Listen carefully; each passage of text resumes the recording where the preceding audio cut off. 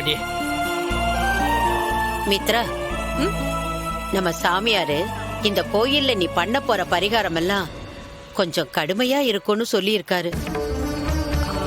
உன் கல்யாணம் நல்லபடியா நடக்கணும்னு கடவுளை வேண்டிக்கிட்டு அந்த பரிகாரத்தை எல்லாம் நீ கொஞ்சம் கூட தயங்காம பண்ணணும்.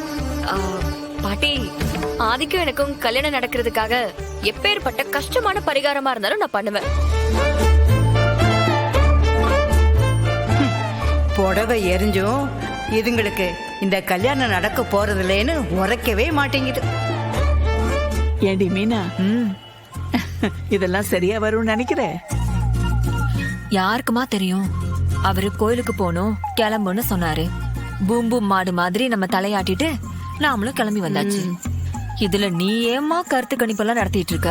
மீனா, ஏன்பா எங்களை ஏன் இப்படி சோதிக்கிற? ஒரு வருமானமும் இல்ல, உன்னை நம்பிதானே இந்த ஜீவன் வாழ்ந்துட்டு இருக்க. இப்படி பண்ணா எப்படி? ஏதாவது வழிகாட்டுப்பா முருகா. பூசாரி ஐயா, நீங்க கடவுள்கிட்ட உங்க கஷ்டத்தை சொல்லி கும்பிட்ட நேரம் அவரு உடனே உங்களுக்கு வழிகாட்டுறதா முடிவு பண்ணிட்டார். என்ன சொல்றீங்க தம்பி? அத நான் சொல்றேன். முதல்ல இத புடிங்க. தம்பி, எதுக்கு இவ்வளவு பணம் எனக்கு கொடுக்குறீங்க? என்ன சாமி இது வம்பா போச்சு? இப்பதானே சாமி கிட்ட நீங்க வருமானத்துக்கே வழி இல்லைன்னு சொல்லிக்கிட்டு இருந்தீங்க. உடனே காசை கையில கொடுத்தா எதுக்குன்னு கேக்குறீங்க?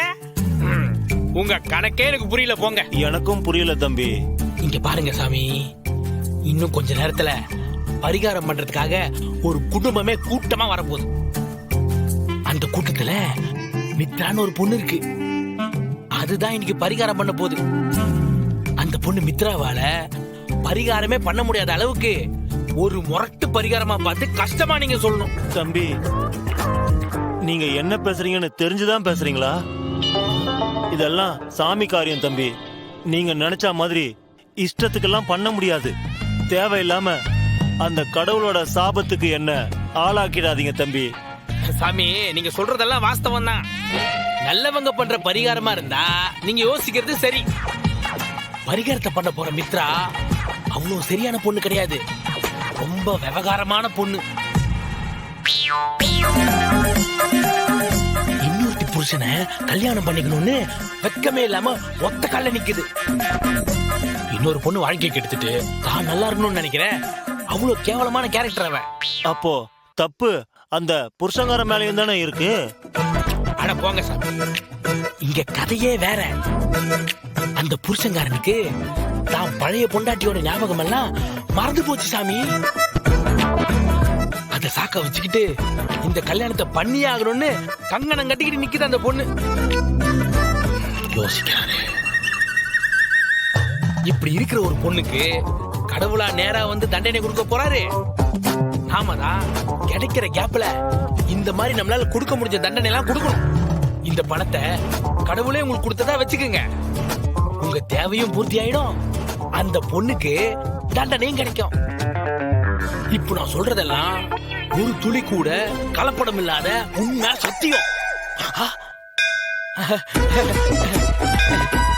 பாத்தீங்களா, கோவில் மணி ஆமான்னு சொல்லுது. இனிமே இதை பத்தி நீங்க யோசிக்கவே வேண்டாம். என்ன சொல்றீங்க?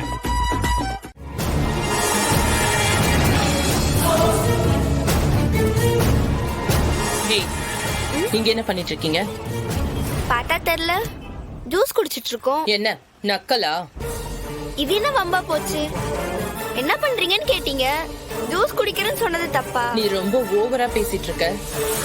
நாங்க ஒன்னும் ஓவரா பேசல, நீங்க தான் வந்து எங்க கிட்ட வம்பா பண்றீங்க. என்னடா, அக்காவும் தம்பியும் ரொம்ப திமிரா பேசிட்டு இருக்கீங்களா? வீட்ல என்கிட்ட வாங்கி கட்டிக்கிட்டது பத்தாதா?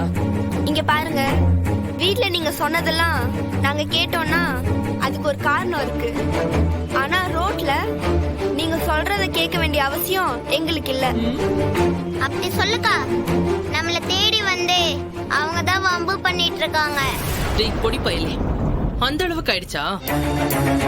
வீட்ல ரெண்டு பேரும் வீராப்பா எனக்கு சாப்பிட எதுவும் வேண்டான்னு ரொம்ப சீன் போட்டீங்க. இப்ப இங்க வந்து திருட்டுத்தனமா ஜூஸ் குடிச்சிட்டு இருக்கீங்க. திருட்டுத்தனமா ஜூஸ் குடிக்கணும்னு எங்களுக்கு அவசியம் இல்ல. எங்க கிட்ட அம்மாவோட காசு இருக்கு, அதுலதான் இதை வாங்கியிருக்கோம். எது உங்க அம்மா அந்த ஆபீஸ்ல இருந்து திருடின காசு இல்லையா? இப்படி எல்லாம் பேசினா நீங்க சொல்றது ஒண்ணும் உண்மையாடாது. எங்க அம்மா எந்த தப்பும் பண்ணலன்னு எல்லாருக்குமே ஏற்கனவே ப்ரூவ் பண்ணியாச்சு. நீங்க தான் தேவையில்லாம பேசிட்டு இருக்கீங்க. ஓ, அவ்வளவு தூரத்துக்கு ஆயிடுச்சா? இங்க பாரு, இந்த வீட்ல இருக்கிற வரைக்கும் நான் சொல்றதுதான் நீங்க கேட்கணும். உள்ள கோவில்ல பழத்தட்டு பூத்தட்டெல்லாம் எடுத்து வைக்கிறதுக்கு ஆள் இல்ல. முதல்ல உள்ள வந்து எடுத்து வைங்க எல்லாத்தையும். அப்படி நீங்க சொல்றதெல்லாம் பண்ண முடியாது. கரெக்டா சொன்னக்கா. ஆமா, பண்ண முடியாது. என்ன பண்ணுவீங்க? என்ன பண்ணுவேனா? உங்க 2 பேரையும் வீட்டை விட்டு துரத்துறேன், பாக்குறீங்களா? சும்மா இதையே சொல்லி சொல்லி போர் அடிக்காதீங்க. தப்பு பண்ணாதான் நீங்க சொல்றதெல்லாம் நடக்கும். நாங்க எந்த தப்பும் பண்ணல. உங்க மிரட்டலுக்கெல்லாம் நாங்க பயப்பட வேண்டிய அவசியம் எங்களுக்கு இல்ல. அக்கா, இவங்கள பார்த்தாலே எனக்கு பிடிக்கல. அவங்க கூட பேசாத. ஏண்டா இத்தனோடு இருந்துகிட்டு பேச்சு மட்டும் பெரிய இவ மாதிரி பேசுவியா? உனக்கு ஜூஸ் வேற ஒரு கேடா? உன்னை என்ன பண்ற பாரு. விடுங்க அவன. இப்ப எதுக்கு இந்த மாதிரி பண்ணிட்டு இருக்கீங்க? முதல்ல கையை விடுங்க. விட மாட்டேன். என்ன பண்ணுவ? விடுங்கன்னு சொல்றேன்ல. கையை விடுங்கன்னு சொல்றேன்ல. ஏமா, என்ன பண்ணிக்கிட்டு இருக்க? அந்த தம்பி கைய பிடிச்சி இப்படி இழுத்துக்கிட்டு இருக்க. கைய விடுமா. நீங்க உங்க வேலையை மட்டும் பாருங்க. இந்த பஞ்சாயத்து பண்ற வேலையெல்லாம் வச்சுக்காதீங்க. விடுங்க அவன் கைய.